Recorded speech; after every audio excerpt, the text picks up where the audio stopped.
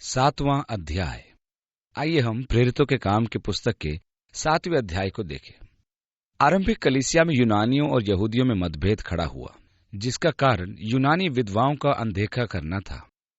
संस्कृति से तो वे यहूदी ही थे, परंतु वे यूनानी संस्कृति का पालन करते थे, जो सिकंदर महान के विश्व विजय के कारण एक विश्वव्यापी संस्कृति बन गई थी। उसने यूनानी संस्कृति का प्रभाव यरूशलेम के कई मुख्य स्थानों पर उसने छोड़ दिया था। कई थे जिन्होंने इब्रानी संस्कृति को छोड़ यूनानी संस्कृति को अपना लिया था, परंतु वे अभी भी यहूदी थे। उन्हें लगा जब कलीसिया भलाई के काम करती थी तो उनकी विधवाओं की अनदेखी की जाती है।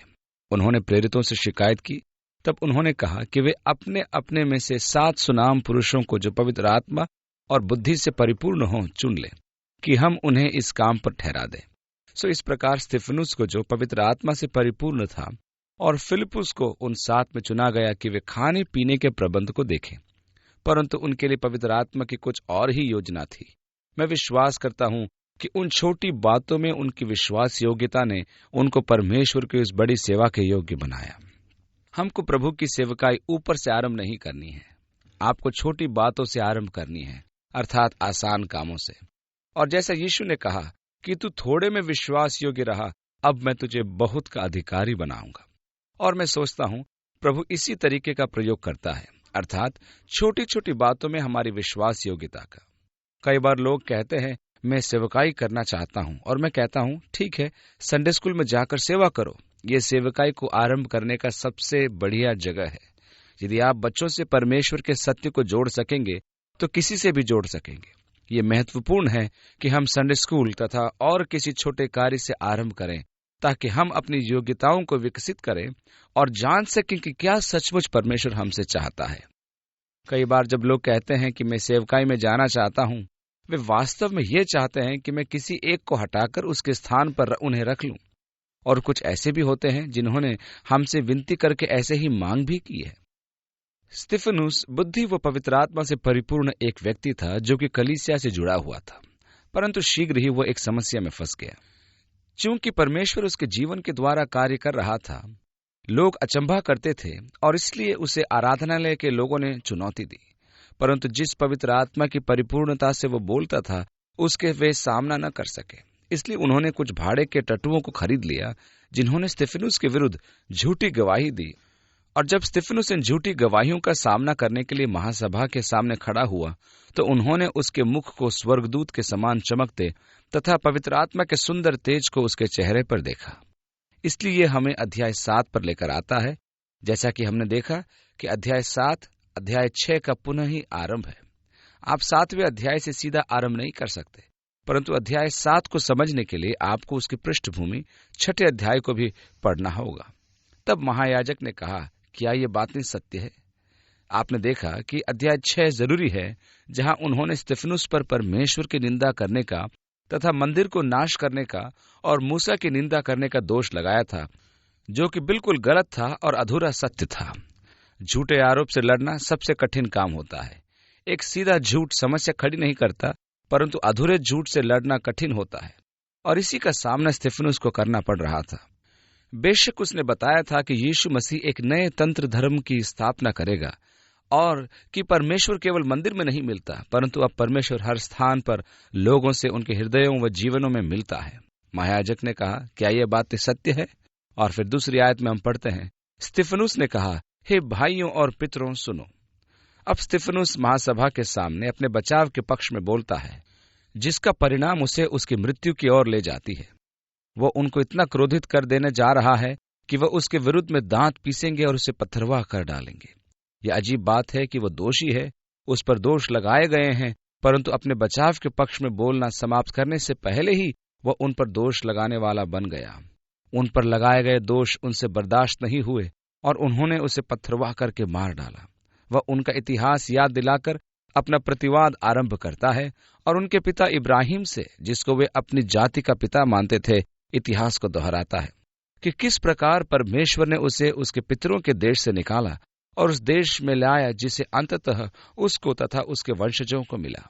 किस प्रकार वो यात्रा करके हारान पहुंचा, और जब तक उसके पिता की मृत्यु न हुई वहीं रहा, और फिर उस देश में आया जो परमेश्वर ने उसे दिया था।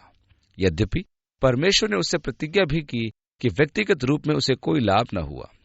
वह क्षेत्र उसे उत्तराधिकार में न मिला, सिवाय इसके कि अपनी पत्नी की मृत्यु पर उसके दफन के लिए एक गुफा वहां के देशवासियों से उसने खरीदी।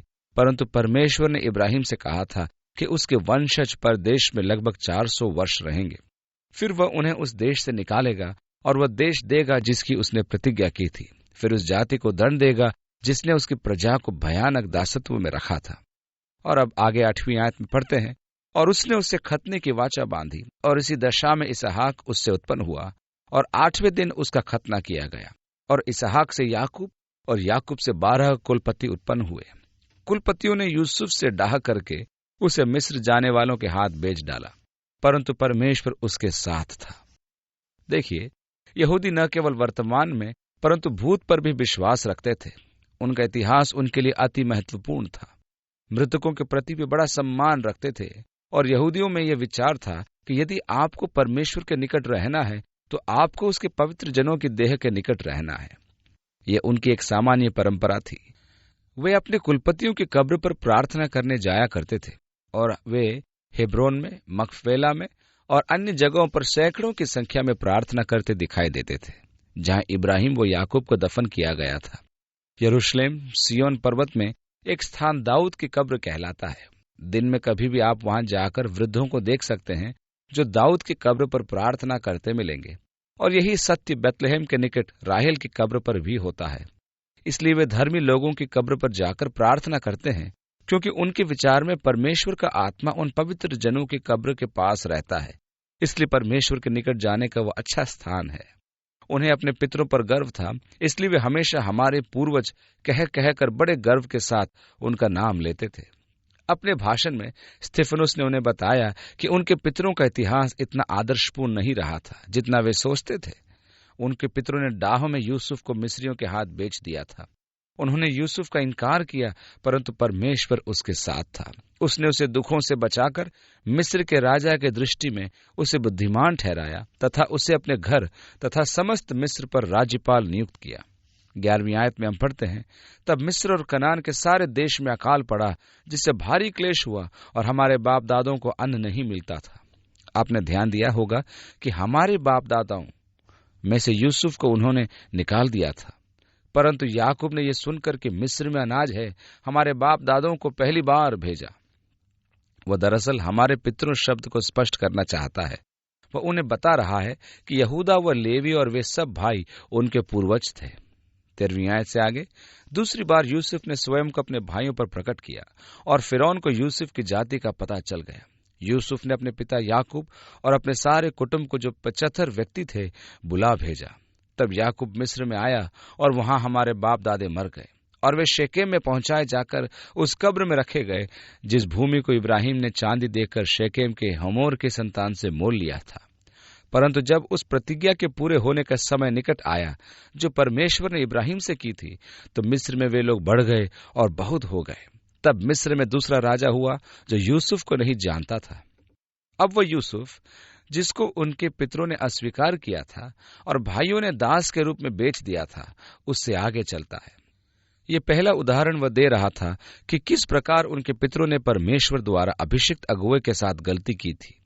दूसरा उदाहरण जो वह उन्हें देगा वो मूसा के विषय में है, और वह सीधा मूसा पर आता है।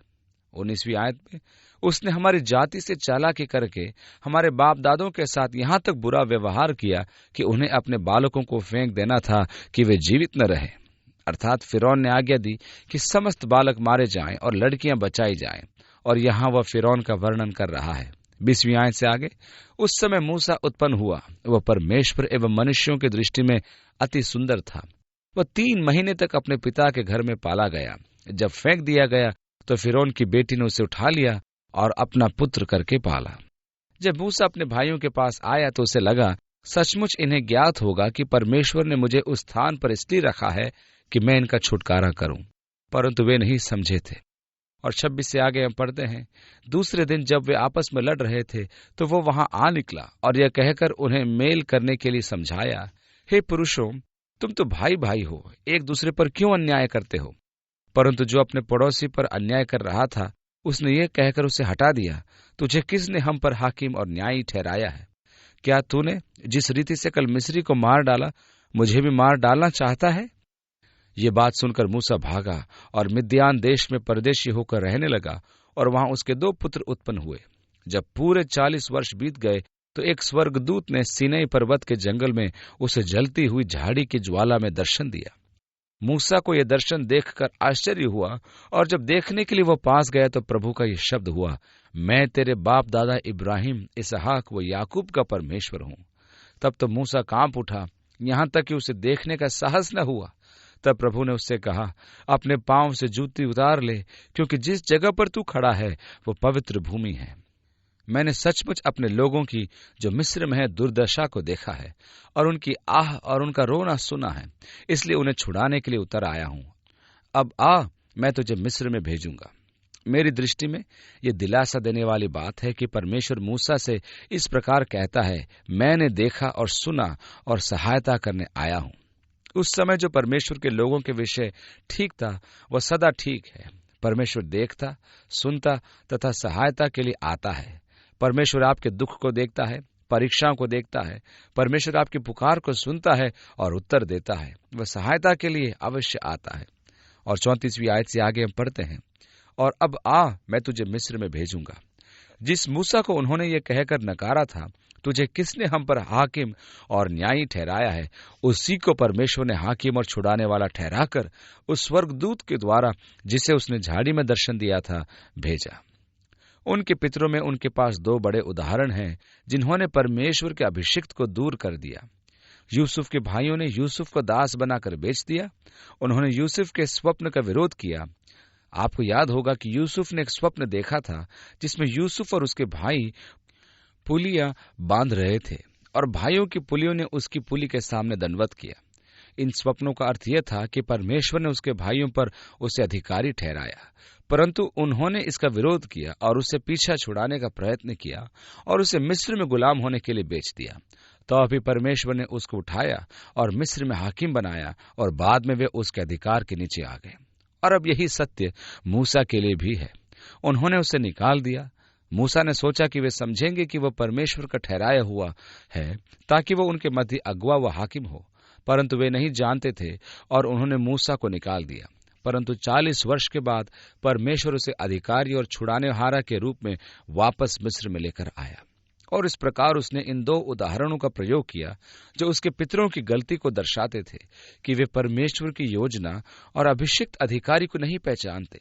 यही इस जाति का उस समय चलन था। 36वीं आयत, यही व्यक्ति मिस्र और लाल सागर और जंगल में 40 वर्ष तक अद्भुत काम और चिन्ह दिखा दिखाकर उन्हें निकाल लाया। इस प्रकार मूसा का जीवन 40 वर्षों के 3 कालों में बांटा गया।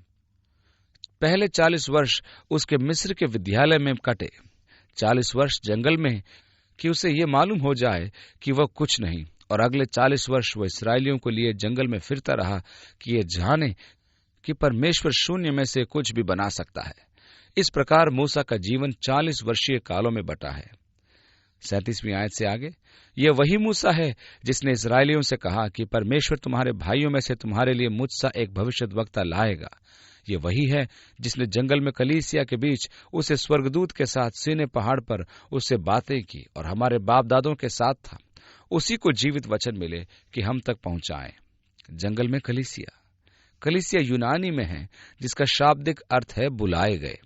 इस्राएल को देश में कभी कलीसिया नहीं कहा गया, परंतु वे मिस्र से बुलाए गए थे और इस प्रकार वे बुलाए गए कहलाए।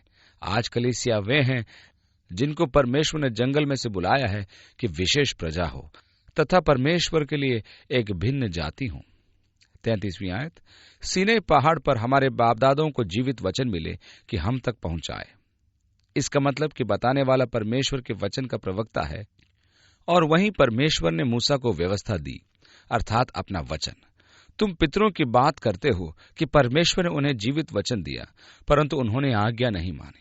परंतु हमारे बाप दादों ने उसकी मानना न चाहा, वरन उसे हटाकर अपने मन मिस्र की ओर फेरे। तुम अपने पितरों की बात करते हो, ओ हमारे पितर ये थे, हमारे पितर ये थे। तुम्हारे पितरों ने तो परमेश्वर की व्यवस्था को अस्वीकारा और फिर उन्होंने मूसा को अपने हृदय में हटाया और फिर मिस्र को लौट गए। आगे लिखा है, हारून से कहकर कि हमारे लिए ऐसा देवता बना जो हमारे आगे आगे चले, क्योंकि यह मूसा जो हमें मिस्र से निकाल लाया, हम नहीं जानते कि उसे क्या हुआ। मूसा 40 दिन पर्वत पर रहा। तब इजरायली लोग धीरज खो बैठे और वे हारून के पास आकर कहने लगे, हम वापस मिस्र जा रहे हैं, हमारे लिए एक ऐसे देवता बना जो हमें मिस्र लौटा ले चले। हमें नहीं मालूम कि मूसा को क्या हो गया। 41वीं आयत। उन दिनों में उन्होंने एक बछड़ा बनाकर उसकी मूरत के आगे बलि चढ़ाया और अपने हाथों के कामों में मग्न होने लगे। सो परमेश्वर ने उन्हें मुंह मोड़कर उन्हें छोड़ दिया कि आकाशगण को पूजें, जैसा कि भविष्यद्वक्ताओं की पुस्तक में लिखा है कि हे इस्राएल के घराने, क्या तुम जंगल में 40 वर्ष तक पशु बलि व होम बलि मुझको ही चढ़ाते रहे, और तुम मोलेक के तंबू और रिफान देवता के लिए फिरते रहे, अर्थात उन आकारों को जिन्हें तुम दंडवत करने के लिए बनाया था। सो मैं तुम्हें बाबूल के परे ले जाकर बसाऊंगा। साक्षी का तंबू जंगल में हमारे बाप दादों के बीच में था, जैसा कि उसने बताया, जिसने मूसा से कहा कि जो यहाँ पर्वत पर आकर तूने देखा उसके अनुसार इसे बना। उसी तंबू को हमारे बाप दादा पूर्व काल से पाकर यहोशू के साथ यहाँ लाए, जिस समय कि उन्होंने उन अन्य जातियों का अधिकार पाया जिन्हें परमेश्वर ने हमारे बाप दादों के सामने से निकाल दिया, और वह दाऊद के समय तक रहा। अब यीशु नाम के बारे में जिक्र है, जैसा पुराने नियम में यहोशू का जिक्र हमने बार बार देखा है कि यूनानी में इस नाम के लिए यीशु और इब्रानी में यहोशू। यहाँ ऐतिहासिक व्यक्ति यहोशू का वर्णन है जिसने मूसा का स्थान लिया तथा इसराइलियों को प्रतिज्ञा के देश में ले गया था। इस प्रकार हमारे पूर्वजों को यहोशू के साथ लाया गया। अनुवाद में लिया है, साक्ष्य का तंबू जिसको वे जंगल में बनाए थे उस देश में ले जाए। 45वीं आयत। और दाऊद के समय तक रहा, उस पर परमेश्वर ने अनुग्रह किया, सो उसने विनती की कि मैं याकूब के परमेश्वर के लिए एक निवास स्थान ठहराऊंगा, परंतु सुलेमान ने उसके लिए घर बनवाया। स्तिफनुस पर मंदिर के विरुद्ध बोलने का दोष लगाया गया था, परंतु उसने कहा कि इस मंदिर को सुलेमान ने बनवाया, परंतु परम प्रधान हाथ के बनाए हुए घरों में नहीं रहता, जैसा कि भविष्यद्वक्ता ने कहा। आप पुराने नियम में देख सकते हैं कि लिखा है कि परमेश्वर हाथ के बनाए हुए घरों में नहीं रहता, स्वर्गों के स्वर्ग में वह समा नहीं सकता। इस प्रकार सुलेमान कहता है कि हमें इसमें कोई शक नहीं कि यह तेरा घर होगा, स्वर्गों के स्वर्ग में तू नहीं समाता, तो यह घर जो मैंने बनाया क्या है? परंतु प्रभु, हम चाहते हैं कि यह घर वह स्थान हो जहां हम आकर तुझसे मिल सकें, क्योंकि प्रभु ने कहा, स्वर्ग मेरा सिंहासन और पृथ्वी मेरे पांव की चौकी है। मेरे लिए तुम किस प्रकार का घर बनाओगे और मेरे विश्राम का कौन सा स्थान होगा? क्या ये सब वस्तुएं मेरे हाथ की बनाई हुई नहीं? जब मैं परमेश्वर को देने के बारे में सोचता हूं तो इस बात पर सोचता रहता हूं, क्योंकि जब भी मैं परमेश्वर को कुछ देता हूं मैं केवल उसको लौटाता हूं जो उसी का है। क्या उसने सब कुछ नहीं बनाया? वह मुझे अपनी संपत्ति का भंडारी बनाता है जो मुझे परमेश्वर को देना है और जो उसी का है। अब वह इस बात की व्यवहारिकता पर जाता है और वह चतुराई से बात करता है। जैसा तुम्हारे बाप दादे करते थे वैसे ही तुम भी करते हो। भविष्यद्वक्ताओं में से किसको तुम्हारे बाप दादों ने नहीं सताया? यदि आप उनके इतिहास को देखें तो पाएंगे कि उनके पितरों ने परमेश्वर के सभी भविष्यद्वक्ताओं को सताया था। उन्होंने यशायाह को सताया और आरे से 2 भागों में चीर दिया। अंततः यिर्मयाह को प्रभु का नाम लेने के कारण अंधेरी कोठरी में फेंक दिया। एलिय्याह व एलीशा की अपनी समस्याएं थी, क्योंकि वे दुष्ट राजा का विरोध करते थे। तुम्हारे पितरों ने किस भविष्यद्वक्ता को नहीं सताया? और उन्होंने उस धर्मी के आगमन का पूर्व काल से संदेश देने वालों को मार डाला। दूसरे शब्दों में, वे भविष्यद्वक्ता जो मसीह के आने की बात करते थे, परमेश्वर के उन सच्चे भविष्यद्वक्ताओं को उन्होंने मार डाला, क्योंकि जिन्होंने धर्मी मसीह के आगमन की सूचना दी। 52वीं आयत में पढ़ते हैं, और अब तुम भी उसके पकड़वाने वाले और मार डालने वाले हुए। मेरा मतलब है, तुम उन पितरों से भी अधिक बुरे हो। जो भी भविष्यद्वक्ता तुम्हारे पास भेजे गए उन सब की हत्या कर दी, क्योंकि वे मसीह के आने की भविष्यवाणी करते थे। तुमने तो उस मसीह को भी मार डाला, क्योंकि तुम धोखेबाज व हत्यारे हो। 53, तुमने स्वर्गदूतों के द्वारा ठहराई हुई व्यवस्था तो पाई, परंतु उसका पालन नहीं किया। उस पर मूसा की व्यवस्था के विरुद्ध बोलने का आरोप था, क्योंकि उसने कहा, देखो, तुमने उसका पालन नहीं किया, तुमने उसकी अनदेखी की। ये बातें सुनकर वे जल गए और उस पर दांत पीसने लगे। परंतु उसने पवित्र आत्मा से परिपूर्ण होकर स्वर्ग की ओर देखा और परमेश्वर की महिमा की और यीशु को परमेश्वर की दाहिनी ओर खड़ा देखा। तुम्हारे पितरों ने यूसुफ को स्वीकार नहीं किया, परंतु परमेश्वर ने उसको अधिकारी बना दिया। तुम्हारे पितरों ने मूसा को अस्वीकारा, परंतु परमेश्वर ने उसको भी अगुवा बना दिया। तुमने यीशु मसीह को अस्वीकारा, परमेश्वर ने उसको राजा बना दिया। मैं स्वर्ग को खुला और मनुष्य के पुत्र को परमेश्वर के दाहिने हाथ खड़ा देखता हूं। यीशु प्रकाशित वाक्य में थुआतीरा के उन जयवंत मसीहियों से प्रतिज्ञा करता है कि उसके राज्य में उनको सिंहासनों पर बैठने का अधिकार मिलेगा। स्तिफनुस यीशु को सिंहासन पर बैठे हुए नहीं, परंतु पिता के सिंहासन के पास खड़े देखता है। मेरा विश्वास है कि यह एक महत्वपूर्ण बात है। मेरा विश्वास है कि आरंभिक कलीसिया के शहीदों को स्वर्ग में लेने के लिए यीशु खड़ा है, उन करोड़ों को जो यीशु मसीह की गवाही देंगे। मेरा विश्वास तो यह कहता है कि जब स्तिफनुस शहीद होने को था, प्रभु खड़ा हो गया कि उसे अपने स्वर्गीय राज्य में ले ले। मनुष्य का पुत्र पिता के दाहिने हाथ खड़ा है। तब उन्होंने बड़े शब्द से चिल्लाकर कान बंद कर लिए और एकचित होकर उस पर झपटे और उसे नगर के बाहर निकालकर पत्थरवाह करने लगे। और गवाहों ने अपने कपड़े शाऊल नाम एक जवान के पांव के पास उतार कर रख दिए और वे स्तिफनुस को पत्थरवाह करते रहे। और वह यह कहकर प्रार्थना करता रहा कि हे प्रभु यीशु, मेरी आत्मा को ग्रहण कर। फिर घुटने टेक कर ऊंचे शब्द से पुकारा, हे प्रभु, ये पाप उन पर मत लगा। और यह कहकर सो गया और शाऊल उसके बद में सहमत था। प्रभु यीशु मसीह ने क्रूस पर से जो प्रार्थना करी थी, वही प्रार्थना स्तिफनुस अपने शहादत के दौरान कहता है, हे प्रभु, ये पाप उन पर मत लगा। आपको याद है, यीशु ने कहा था कि पिता, इनको क्षमा कर, क्योंकि ये नहीं जानते कि ये क्या करते हैं। स्तिफनुस कहता है, प्रभु, ये पाप उन पर मत लगा। वह अपने सताने वालों के लिए प्रार्थना कर रहा था, जैसे यीशु ने कहा, उनके लिए प्रार्थना करो जो तुम्हें सताते हैं। और इस प्रकार स्तिफनुस यीशु के आदर्श पर चल रहा था। दूसरा, यह स्तिफनुस अपनी आत्मा को परमेश्वर के हाथों में सौंप रहा था, ठीक वैसे ही जैसे यीशु ने क्रूस पर अपनी आत्मा पिता को सौंप दी थी। और प्रभु के समान स्तिफनुस शहीद हो गया। यहाँ कलीसिया का प्रथम रक्त बहा था, परंतु अंततः क्या हुआ? वे कलीसिया की गवाही को बंद न कर सके। गवाही सब जगह फैलती चली गई। उसके बाद कलीसिया पर बड़ा क्लेश आया।